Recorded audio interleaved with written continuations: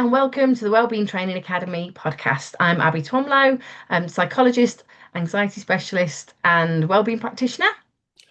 Hi, and I'm Andrew Farquharson, and I'm more or less all of those things that Abby said. So, October, we come to a new theme. September, we've been looking at self-esteem. October brings World Mental Health Day. So, we're going to be looking at all things mental health, really, because mental health isn't just a personal issue, it's a workplace issue too. But World Mental Health Day is on the 10th of October. So this week we're going to be kind of looking at that and how you can acknowledge that in business or how you can take this as an opportunity to improve mental health in your workplace. Yeah, it's good. I don't know if you know, but it's been estimated that there's been approximately 12 billion workdays every single year lost due to things like depression and anxiety alone, which is quite a staggering number, even across the whole world. That's a staggering number. That has cost implications, obviously, not just for the economy in terms of pounds and pence, but also for human potential and happiness. To put on that as well, that is only things that are labelled as mental health, but actually when people are stressed or they've got burnout, on top of that number, there are people that have got low level illnesses like colds and flus and viral infections, because when you're stressed, that suppresses your immune system, so you're much more likely to get those low level illnesses. So that doesn't even include those things, does it? No, no, not at all. And like you say, sort of 12 billion workdays worldwide are things that can actually be connected to mental well-being, but the all the other things you mentioned there, overwhelming, even for me, and Yeah. I know these things. Um, it affects each individual person because it's a person behind everything there. So But it, what? it's not just a personal issue though, is it? Because when those people are struggling, then it becomes a workplace issue as well. Because, how much of our life do we spend at work? We spend a huge proportion of our life at work. So what happens at work deeply impacts how we feel. So yes, it might be you might be struggling because of something at home, but then if your work's having a negative impact as well, or if you're not doing well at work because of what's happening at home, they're so interlinked that I don't think you can just separate them. So we need to look today, I think, at why well-being in the workplace matters. Whether people are struggling because of something at home or not is irrelevant, really, because that is getting in the way, isn't it? That belief that just because they're depressed because they've got something going on at home is nothing to do with work is something that's really getting in the way of making things better for people. Um, and actually, there's a lot that leaders and businesses can do to make their life better, to make things better for them, or to even help their mental health despite personal issues. So I think just writing it off as it's not our problem because it's something at home is a really big mistake that businesses make. So we need to have a look at that and perhaps talk about why workplaces need to pay attention. Yeah, yeah. And it is time to prioritize. In fact, it's way past time to prioritize well-being of people because it's the people that make the organization, the business run. And it doesn't matter whether it's a sole trader type business Mhm. or it's a multinational. It's the people that make it work. So, Or uh, not, or not work, because well, that's it. Yeah. at the end of the day, stress, anxiety, and burnout are some of the leading causes for people being off sick in the first place. And that can't be ignored. It can't be ignored because we talked about productivity last time, didn't we? Yeah. The lack of productivity due to poor mental health or illness or mental health, people being off sick, is costing businesses in the UK billions of pounds every year. But when you've got employees that feel supported, one, they're actually going to be healthier. They are actually going to be healthier because if they feel in a better place and they don't suffer with stress and burnout, then they are going to be physically better. They're less likely to have those low level illnesses, Yeah. as well as all those other things we've touched on. So being more engaged, being more loyal to your business, being more creative. It's not about just trying to tackle a crisis. It's about trying to put things in place so that you don't get to crisis points, and you can really unlock potential as well if it's preventative rather than cure. There's effectively two types of business for our purposes today.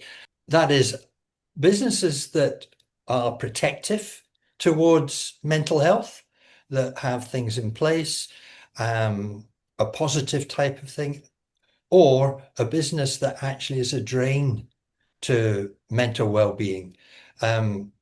Obviously, a positive one would be a supportive workplace that provides stability and connection, good leadership. This leads to higher morale, better productivity, and lots of other things right across the board. A negative one, obviously, is effectively marked by stress and stigma and leads to burnout, high staff turnover, people feeling as though they're struggling in silence. So that's what we're going to look at. Now, one reason for really emphasizing what we're doing here is a lot of businesses feel that they do something for mental well-being. They may well have a tick box exercise. Most of them do. They might have the odd policy in place. Most of them do. Are they adhered to? Or is it just what is known as well-being washing? And it's a fine balance, isn't it? Because that's yes, we have, lots of businesses have these things in place. We have to have mental health first aiders now, for example. But I think there's also the other side of that where leaders perhaps sometimes think, well, does that mean that we've got to try and fix everybody's problems? Well, that's not my job. I'm not there to fix everybody's problems. And you're right. You're not a therapist, but that doesn't mean that you don't do anything either. Your job really is to create a role and a workplace that feels safe, um, supportive, and that people actually want to be there. That's good for people's mental health, because actually, even if their struggles are outside of the workplace, then you want a workplace where they can come and feel good. It should help their mental health. It should be a place where they feel comfortable and safe, regardless of what's going on. And that is your role. So, yes, it's not your job to fix their problems, but it is your job to create a workplace where somebody feels safe and looked after and respected. Yeah, and this might sound a bit heartless, and I know some businesses might feel this way in a sense that it's all about profit, it's all about productivity. Well, if you have a workforce that does not feel good about themselves and the environment in which they work, then your productivity and your profit will decrease. It's not just about having flashy perks either. Those tick boxes quite often, or I don't know, having like employee of the month, that doesn't really hit the nail on the head for creating a good well-being workplace, does it? It's something that's just a bit of a look, here we go, we're doing something for well-being. Same with policies, that those tick box things, yes, okay, people might use them, but are they having an impact? Mhm. Probably not, because actually it's about the smaller cultural shifts like respect and listening and flexibility. Those things will have a much bigger impact than those individual tick box things. And that's what you need to be looking at. It's about the culture, not what things you can tick off a list. And you might think you've got a culture that, yeah, we need to work hard and we need to put all the effort in, etc. And there's nothing wrong in that, but it needs to be balanced. Yeah. Because if you've got an always on culture, that is effectively with things like email and texts and online, being able to talk online, etc., is that a lot of people feel that when they leave work, they're not actually still leaving work, because they might have if they get an email later on at night, they feel they've got to answer it, or even on holiday, whatever it might be, Mm. which obviously leads to exhaustion. There's a reason why people need to rest. It's to restore. The Well, other things that happen are like poor management, lack of autonomy. Won't go into all of the things, but poor leadership. is the prime reason why a lot of people feel anxious at work through bullying, through micromanaging, not being clear about what's expected, or having a sense of being able to do the work without somebody looking over the shoulder all the time. Yeah. Yeah, and just to sort of add on that as well, I think it's those more genuine qualities, isn't it? Rather than business or leadership qualities, so to speak. It's about those more genuine things like just setting healthy boundaries. Mhm. You know, like you say, not emailing at midnight. And leaders need to model that for other people to know that that's safe to have that space outside of work. People shouldn't have to check their emails at midnight to see if you sent them an email. But that's about you and the expectation that you set as a leader. But also, some of the best leaders out there aren't those ones with degrees or anything else. They're the people that have genuine interest and care about the people that work for them. That's not a leadership, that's not a business skill, so to speak, but it will make you a great leader if you're genuinely interested and show care for the people in your team Yeah, because they feel that. That's something that they feel. It's not on paper, it's not about graphs or scales or charts. If they know that you are genuinely interested in them and you care about them, well, then that goes a long way. it And it does. makes them feel safe, doesn't it? And respected. And it's those qualities that will make people more productive and make them trust you and want to work for you. Yeah, I mean, if you just consider it, if you feel comfortable and you feel respected,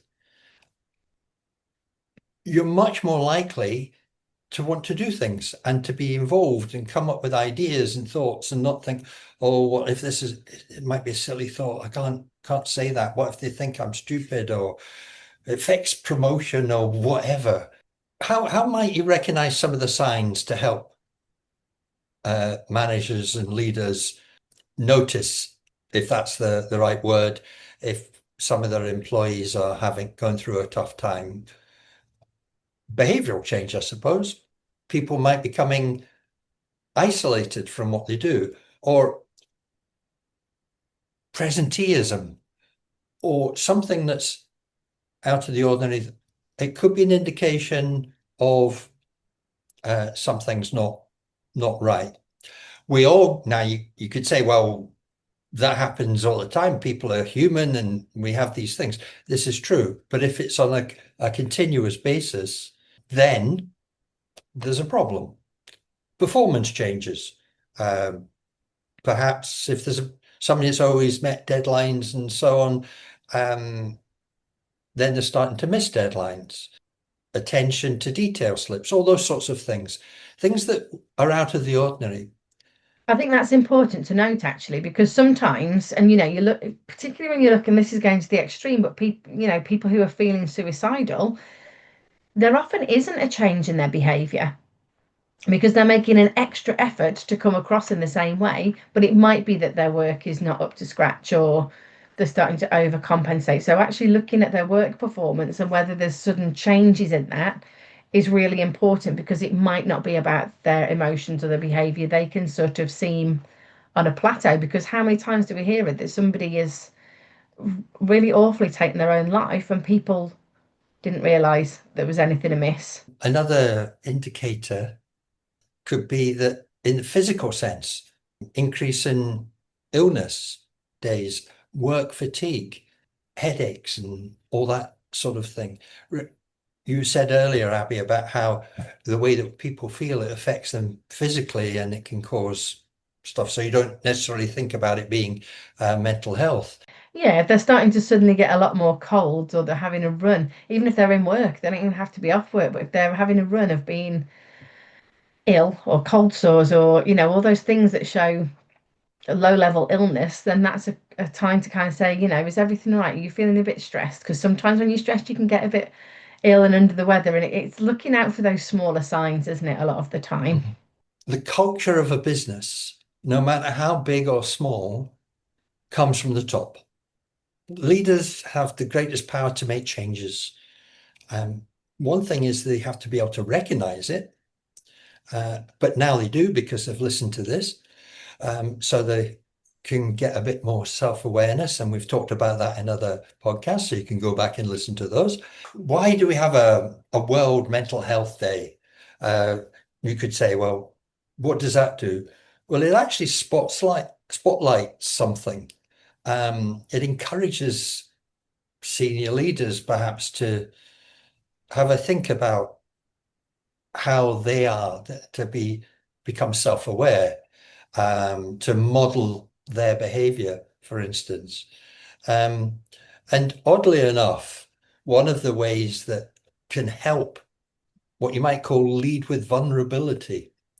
I can see a few people are putting their hands up in horror with the word vulnerability. Well, actually, that's not a weakness, that's a strength in this context. That's to say, look, one way that I decompress or relax or something is that I make sure that I take some time out during the day. It doesn't need to be long, or it could be a couple of times during the day, just to have a walk, turn my phone off for a bit, sit in the park, whatever it might be. But and coming from the top, coming from leaders who say that, then it gives the sort of implicit permission for everybody else to do something like that. So I think that's a really interesting thing, this idea of vulnerability. And I suppose you could also look at that as well as perhaps not if you feel uncomfortable with the vulnerability, it's just human, isn't it? Being human yeah, and having that empathy to say, well, actually, I'm a human being and I need this, this, and this, and therefore I know that you need that as well. So I'm going to make this space where that's okay. So perhaps, this week or World Mental Health Day, it's time to just have a think and ask yourself, what's one thing that I can do today to make my workplace feel a bit safer or kinder or healthier for yourself or for somebody else? One small step that you can take to make your workplace feel good for somebody, mhm. a place that they want to be. So maybe that's one thing to sort of take away from this. See if you can think of one thing that would make your workplace feel kinder or a nicer place to be. Yeah. And, another thing might be as well is to actually look and see what policies and things you have in place. You don't need to do a big detailed look at them, but just then say, well, actually, are they effective? We have this big book of policies, but do we do any of them? Are they effective? How do they work? So you could perhaps maybe then just condense it to just one page of something to say that whatever it might be. If you've got an employee assistance program, which you should actually have, but if you've got one, is that used? And don't think, oh, well, it's useless, it's not being used. Well, ask the question, why isn't it being used? And that could be down to things like, well, employees think, well, if I use the employee assistance program, then maybe somebody will think I'm not up to things, maybe I'm weak, maybe, again, this sort of idea of stigma. But encourage it, work with it. They're confidential. They've got all sorts of things. And it's not also a conclusive answer either, is it? The employee assistance program, Oh, I know people that have phoned these phone lines and they've said, listen, we can't really help you. You need to go and get face-to-face support somewhere else. Or they've had a few sessions and they've not really felt better. And if that's all that's in place and people don't, people feel like that's a dead end, then, well, I phoned the phone line, I don't feel any better, so I give up. yeah, yeah. So it's about a bigger picture. And I think that's that's what's to take away from today, really, isn't it? It's not about grand gestures. A healthy workplace isn't about these grand gestures and having these tick boxes. It needs that consistent human connection from people that genuinely care at the top. That's what makes a healthy workplace, that genuine care and consistency and human connection. Yeah, and that's very true. And one way that can happen is that the business actually invests in training for these things, not just leadership and management, but all the way through.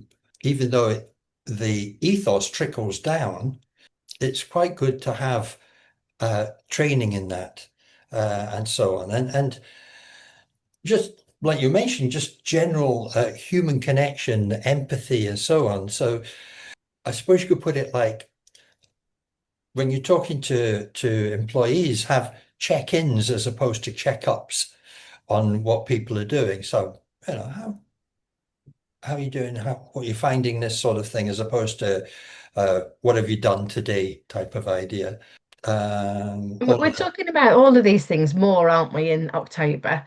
Mm, Um, we're going to look at various sort of different aspects of psychological safety and workplace well-being, all to sort of tie in with World Mental Health Day. So if you don't already, please give us a follow.